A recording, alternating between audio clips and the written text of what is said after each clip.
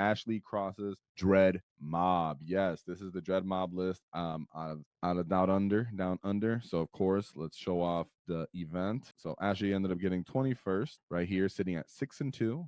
So good job holding strong after having a strong start. This was the Uprising in Adelaide. Almost 200 players. It was 178 players there, so pretty heavy events. So good for Aussies out there getting together and getting stuck in. And Ashley was the top performing org player at this event too. Shout out to Hugh right there, right under. So with that being said, let's look at their list because I actually do have some notes, a lot of games to cover. So Dreadmob making a comeback. I'm a big Dreadmob fan. Everybody knows that. So we looks like we got some dakka going on here, Gitz. We have a Big Mek.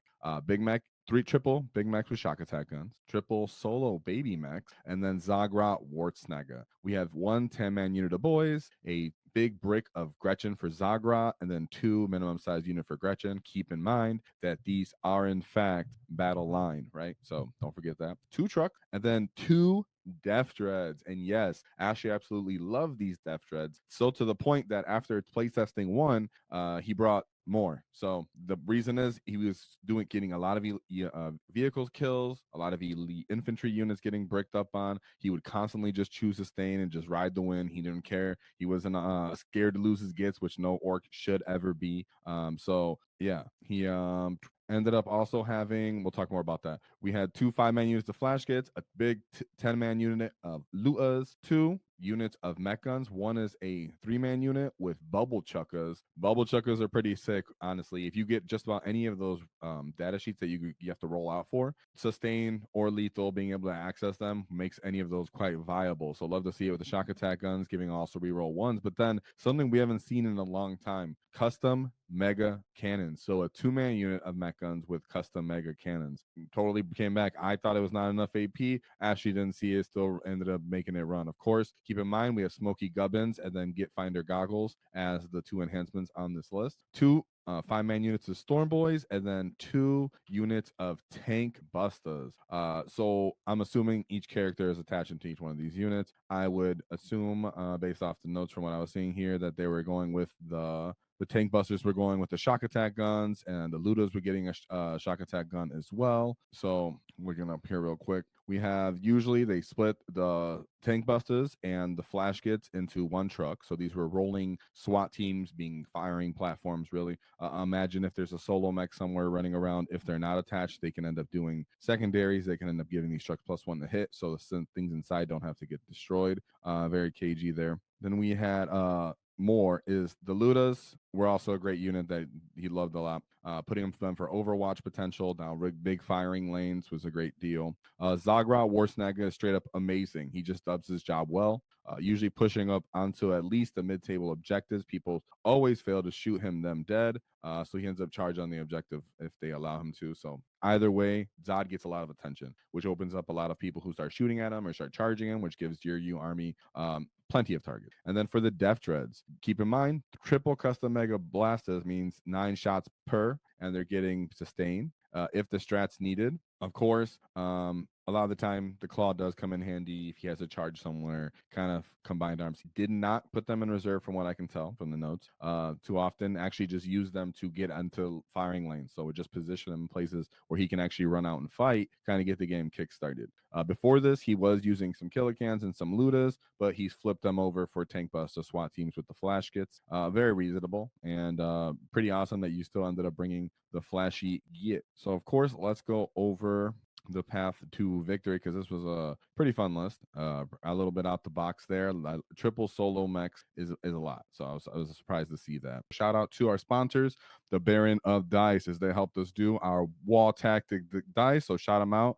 Check them out in description, 5% off in the discount because nobody likes taxes. And shout out to Baron of Dice. They allow us to do our paint competition. So thank you very much to them. So here we go with the path to victory. A little bit of notes on them. We'll look at the opponent's list and then see what Ashley had to say about them. So we have Adeptus Sororitas with the Hollowed Martas. We have Canonist with Jump Pack, Imagifiers, 2 of them, and then a Morgan Vol, followed by 2 units of Sisters of Battle, an Emulator, double castigator, and one exorcist, a Paragon Warsuit unit, actually two of them, two Paragon Warsuits units, a Seraphim squad, novitiates, and then Seraphim. Quite, standard in my opinion. What's going on with the Sisters of Battle army? But as for what the notes were on this, it was a solid start to the game. We're pretty much timed out by turn 4. Is a detail that you should keep in mind here. But his anti-tank ended up to come out and taking out the tanks. Sorry, Ashley's tanks popped out and destroyed a lot of those the Sisters of Battle's tanks. There's enough chaff in front of the suits to slow them down so he can kill them, over time with Lootas and the Mek Gunz. And then he ended up coming out on top when they timed out. So yeah, make sure I'm showing that. So ended up I showed this too early, guys. It's okay. So ended up getting a win right there, 60-point win. That's why the score was about 60 points, because timed out by turn 4.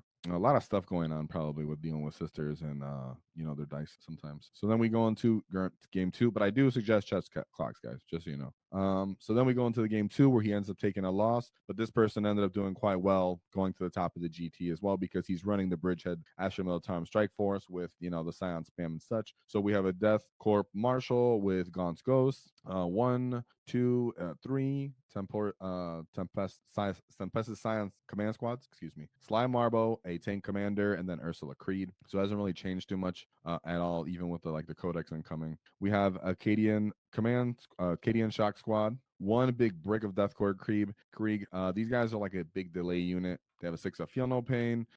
They can regen guys. They can, I believe they can actually get access to an invul. Maybe is it from one of these guys?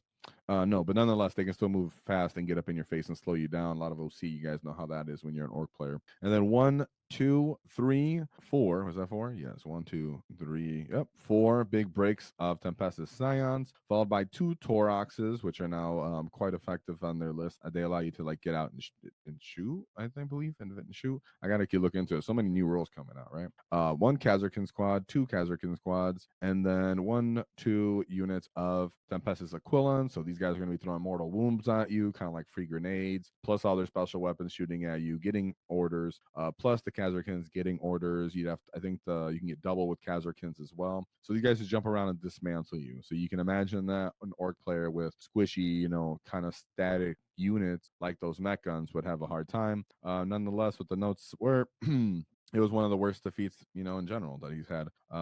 They were able to go into the sky because he went second. So the Bridgehead player ended up going second. That means he was going second. And then they dropped down turn 1, 6 inches away from him. Took out a third of his army easily, and then he could do it multiple times.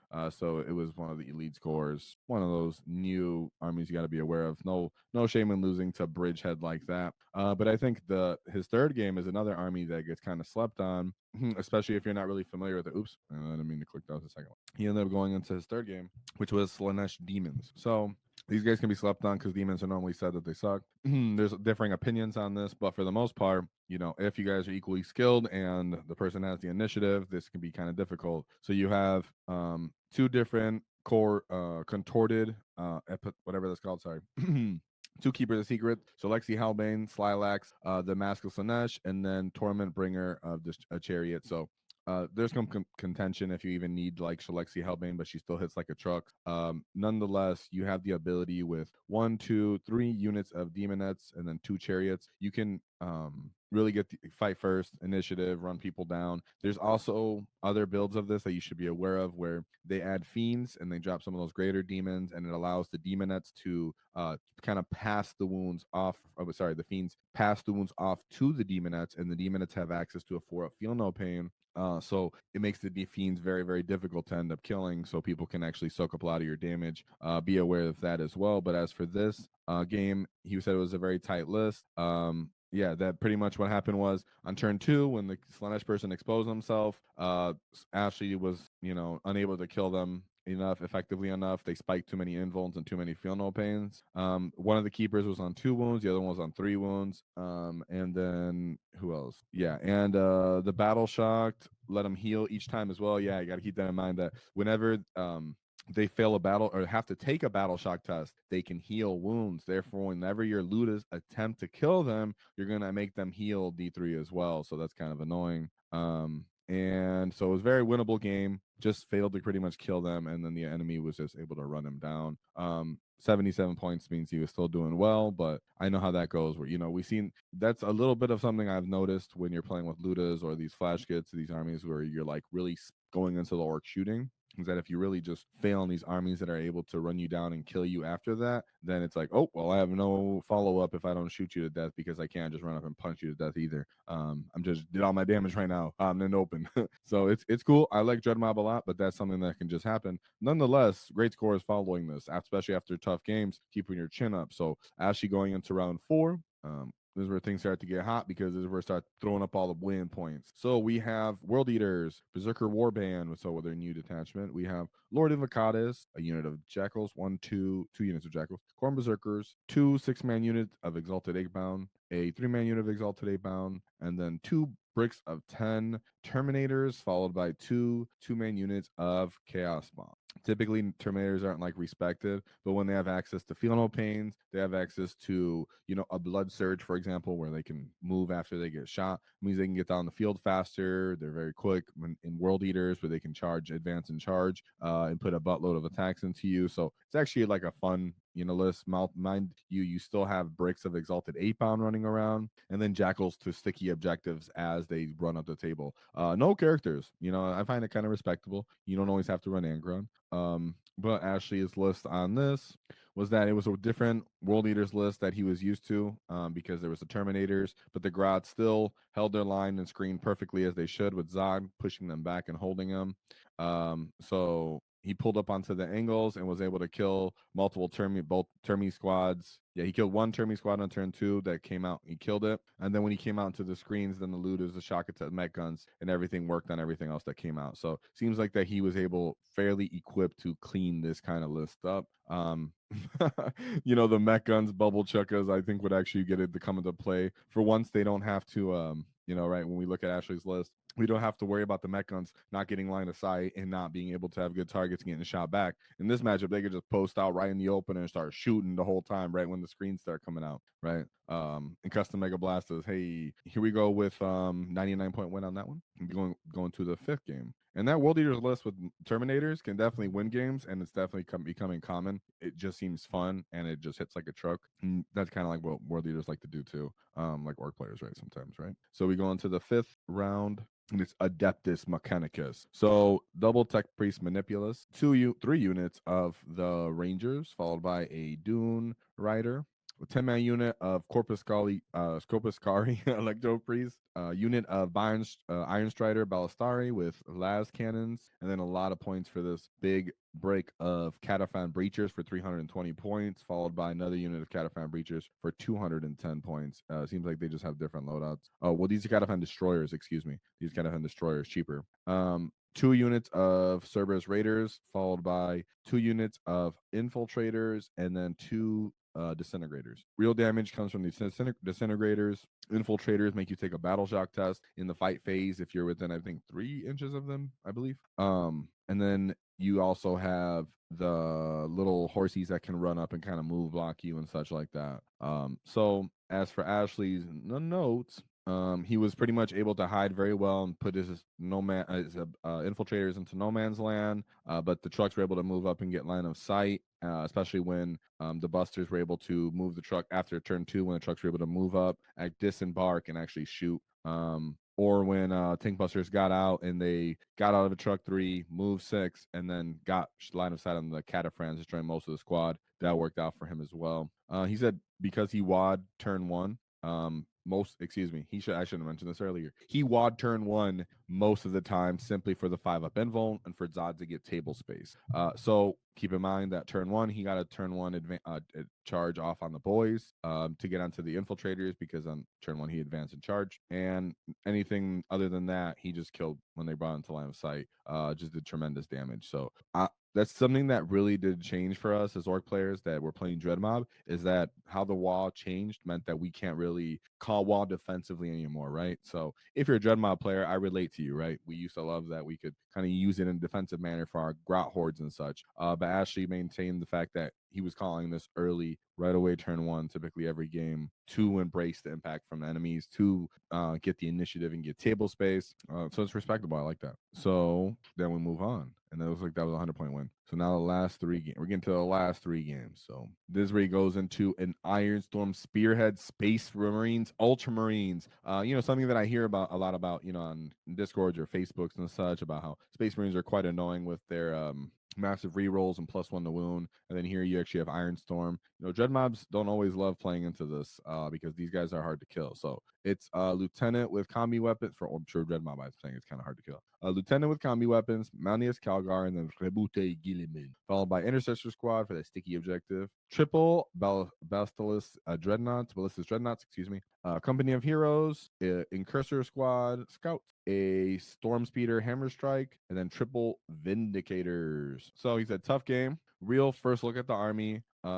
Yeah, it was real first look with the army, and he wanted to really take advantage of all his anti-tank here. The 2+ save is hard, especially because he can -1 in the hit from smoke. And yeah, with pretty much all the CP that he had access to, means he could do it all game. Pulled one's line of sight. He put turn Vindicators right on the open turn 1. Didn't respect the Orc shooting, but he didn't end up getting killed. He ended up just getting mostly damaged. And then he used Zod, excuse me, I said Gratz. He used Zod to bait him out and to bring Malleus Calgar into the middle of the table. And then Lootas overwatched a few of his guards, and then everything else kind of finished him off with everything that was standing on the objective. He said he full committed and finished off the other tanks turn 2. It was a tight score in the end, but he ended up winning. So it seems like that he really just goes for the damage here on the right when the game starts off. I know a lot of you guys kind of think about that for melee a lot, right? We can relate to that. We're thinking aggressive, and we got a wall turn 2 after positioning turn 1, and that's an aggressive game. And then you start losing your bodies and running down on the score.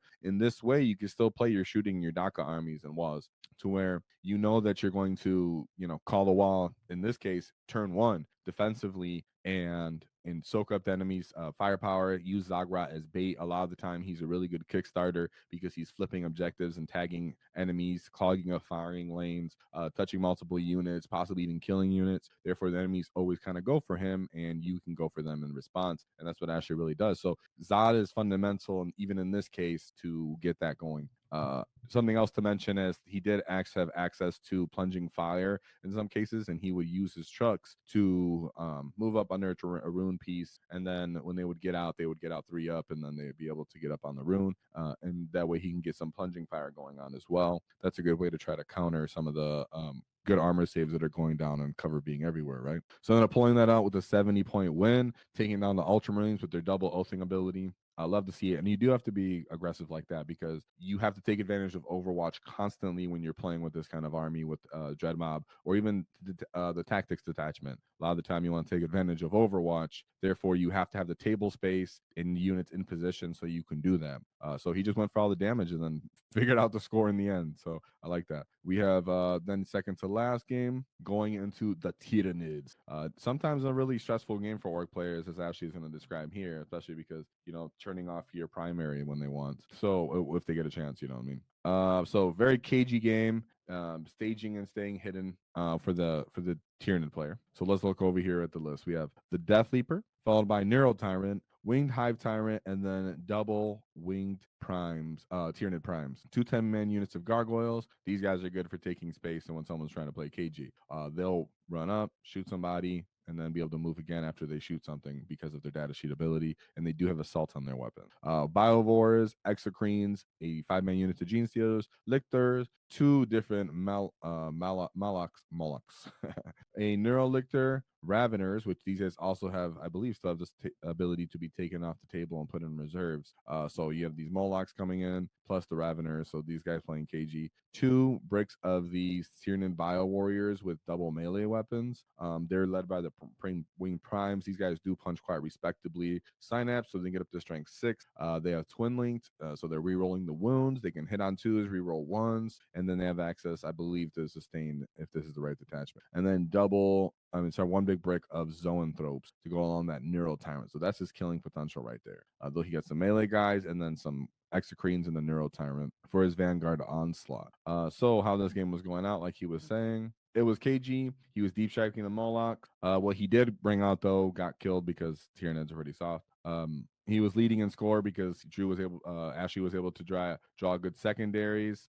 So going second, he knew he can get good primary at the end. So the Tyranid player kept playing very cagey. And they were working out for him so he could actually win near the end of the game. Yet in the last move of the game, the Tyrant came out for the first time just to touch the mid-table objective, and he overwatched with the Lootas and shock attack guns, getting a bunch of sustained and killing the Tyrant, stopping him from scoring 5, and then held the win by 3 points. Amazing game. That's what can happen when you're playing KG and controlling the table space, understanding that. So great job right there, Ashley, for putting that win away and understanding that it was coming down to the end and you were holding on to that score. So an 81-point win by the Skinny Yo Teeth. Great job, because that's a great way to finish that off, and make sure you secure that win against the Tyranids for an 81-point win.